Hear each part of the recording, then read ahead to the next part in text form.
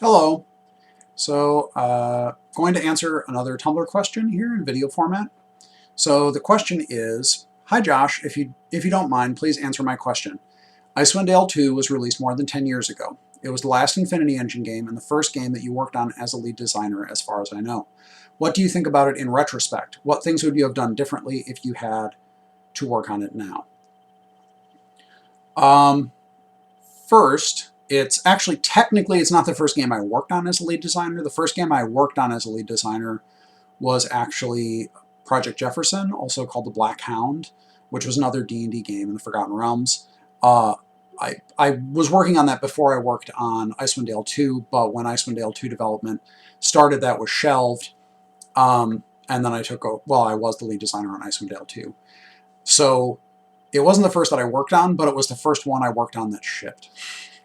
So, yes, the circumstances surrounding the development of Icewind Dale 2 were not really ideal. It followed a layoff at Blackout Studios when the Torn project was canceled. We really needed to get a game done very quickly. Interplay was in a lot of trouble, and Black Isle had a good track record of producing successful games that people really liked. So we set out to make Icewind Dale 2, and the projected timeline for Icewind Dale 2 initially was extremely short, and it was later extended to the 10 months that it wound up taking to get it done. Uh, I think most of my shortcomings on the project are things that I can only really appreciate in retrospect. There are things that I either lack knowledge about, and so I was not really in a good position to manage certain things, unfortunately. And had I been more informed or just knowledgeable in general, I probably would have done a better job with that. So overall, I think Icewind Dale 2 turned out to be pretty good, pretty fun. I think for making it in 10 months, it was great. From the consumer perspective, I think that players probably could have had a more enjoyable game with some changes in how it was designed, because ultimately, people aren't buying a game to celebrate how quickly the team was able to get it done under duress. They're buying the game because they want to have fun. So if it's not fun, it doesn't really matter how cool it is that you got it done quickly. So one of the biggest problems I think that Icewind Dale 2 has is it's a very long game. It probably did not need to be as long as it was. Fergus and I both had fears that it would not be long enough. When we made Heart of Winter, there was some concern that it wouldn't be long enough, and then it was very clear when it was released that it was absolutely not long enough. So with Icewind Dale 2, we had continuing concerns about that, and Fergus and I both were determined to make sure that it was not a short game. The thing is, it was an extremely long game. I mean, not as long as Baldur's Gate 2, but then again, what is? Not many games are as long as BG2. So it was a very long game. There are sections of the game that I should have recognized were getting into trouble during development, and I should have had them redesigned or just shelved or put on the side. Where if they didn't get done, it wasn't necessarily. I mean, obviously, no one likes wasting work, but if that work could have been directed elsewhere or just sidelined, because from the player's perspective, if we didn't include something, even if it was a cool idea, but the execution wasn't good, the player's going to appreciate a slightly shorter game with more consistently good content than with just putting in everything that everyone makes. A lot of the people who worked on the game had experience working with the Infinity Engine. However, some of their experiences were working with the Planescape Torment version of the Infinity Engine, and there were scripting commands and sort of idiosyncrasies or things that were built into that version of the engine that were not present in the Icewind Dale version of the engine. And we were building off the Icewind Dale version of the engine. So a lot of the designers, or I shouldn't say a lot, but the designers often set out to do things that were really cool ideas, and they were things they probably could have executed if they were just continuing to work in the Planescape Torment version of the engine. Excuse me. But they found that they weren't able to actually execute those things in those ways. And unfortunately, a lot of them were, or in a lot of cases, they were dissatisfied because they had to modify their designs or their implementations, and then they weren't, they weren't really happy with what wound up going in the game and shipping. And if I had a better understanding of scripting, because I was then and continue to be one of the worst scripters among the designers at Black Isle and at Obsidian, or just least knowledgeable. If I had a better insight into that at the time, I could have probably helped prevent those problems from arising in the first place. I think also there are narrative things that were under my control that really I should have acted on earlier. I think that Azir and Medei were not fleshed out well, especially well enough early on. I think that early on there's a lot more attention on people like Guthma and Sharon Call, who, I don't know, I mean, they're interesting characters on their own, but they're small characters, and you don't get a lot of insight into Azir and Medei until you get to the Wandering Village, really. And so the characterization wasn't super great for those characters. I think that we insisted on having a very linear style of play because that was very much like Icewind Dale. However, I still think that probably with the amount, because it's a big game, and even if we had cut some content, what we had left, we probably could have made more optional side areas. And it still would have been overall fairly linear, but it would have allowed the player to feel like they could explore a little bit more. And that would have just been more enjoyable, just because the player feels like they have more volition, and that exploration is not simply following a straight path, it's actually looking and figuring out where we're trying to go. The combat difficulty, I still think, was about where it should have been, considering when the game came out. It was, there have been so many Infinity Engine games at that point in time. Neverwinter Nights was coming out, and I sort of figured that, or I did figure that, the people that were going to play Icewind Dale 2 were likely diehard Infinity Engine fans, and so I believed that the difficulty should be, up there.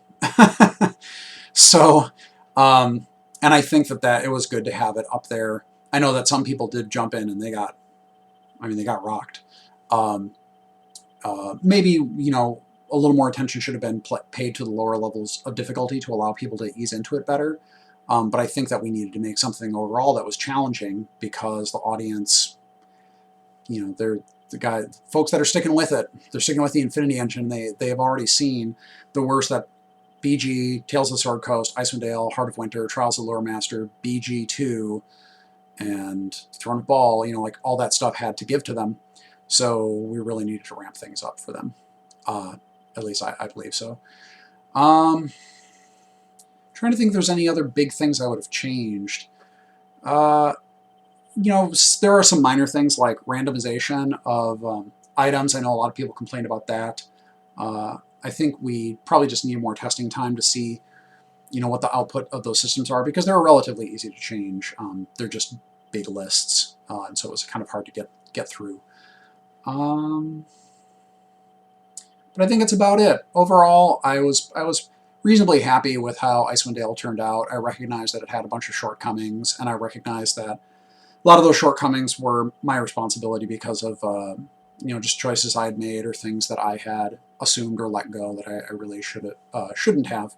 But a lot of times, I think that only hindsight allows me to really understand that if I had to do it again with the same level of knowledge, I would have made the same dumb mistakes, I think. But now, so what I can say is that to make this a little more useful, when I look at something like Project Eternity, I try to be on top of, I'm still not a good scripter, but I try to have a good understanding of what an engine's capabilities are. And I try to make sure that designers are sticking very closely, at least with an initial implementation of their areas and their contents, to core content. We have a sort of what's called a toolbox. These are the common things the players are going to use, and they can use all over the place to get through challenges. They can make skill checks, they can go into dialogue, and they can have challenges that exist in dialogue, and they can use combat, they can use stealth. These are the things that are commonly used. When designers propose ideas that are way outside of that, like they're just new systems, they're one-off interactions that are not seen anywhere else, I don't tell people not to do them. What I tell them to do is do them as B content or a secondary pass. Because the problem is, as we saw in Icewind Dale 2, when you go to implement something, if the core of your content depends on something that does not exist, it's a non-standard interaction, it's not implemented, there's no proof that it works. If everything hinges on that implementation and that doesn't come together the way you want it to, there's nothing left. Like, you have to completely scrap what you've worked on. And that's terrible. I mean, that's all broken work.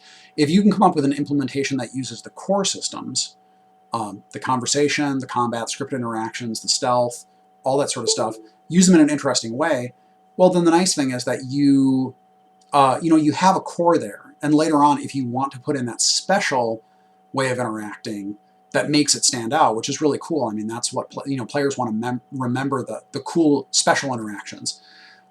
If you can implement it and get it in, that's great. If it doesn't really work out, it's okay. At least it's okay, because you've already implemented core content behind it.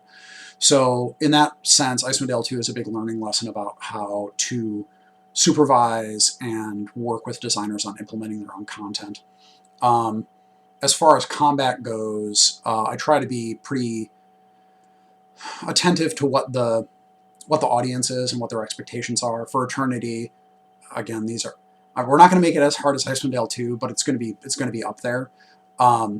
The easier levels of difficulty I want to be markedly easier, but at the same time, we're not just gonna back off on making a challenging game. Like, you better get in there. If you're gonna play it on normal, it's gonna be challenging. Yeah, I want it to be clear and challenging, but fun. Any sort of frustration has to ultimately be overcome with a feeling of satisfaction, like you thought your way through, and you the player were responsible for getting through that, as opposed to just kind of like luck, or, well, I guess that time I did it, whatever. I don't really understand how that worked that time, but so that challenge level is going to be up there. With the story, I've learned a lot more about storytelling over time. Obviously, we have more time to develop the story. In this case, when I made Icewind Dale 2, I had 2 days. That's not an exaggeration. I had 2 days to work out the story with Steve Backus and then run with it. So we had a lot more time on this project to develop the story. And work with Eric Fenstermaker. And we think a lot about pacing, introduction of characters, introduction of antagonists, companions, things like that. And we're very sensitive to how the player experiences that and how they see it from their perspective. It's just really important for Obsidian overall, and for me very much. So yeah, there you go. I guess the summary of all that is Icewind Dale 2 was stressful, but ultimately fun to work on. I enjoyed making it. I enjoyed playing it. If you liked it, great. Sorry about the things that weren't quite up to standards. And hopefully I've learned enough from the lessons on Icewind Dale 2 that Project Eternity is even better.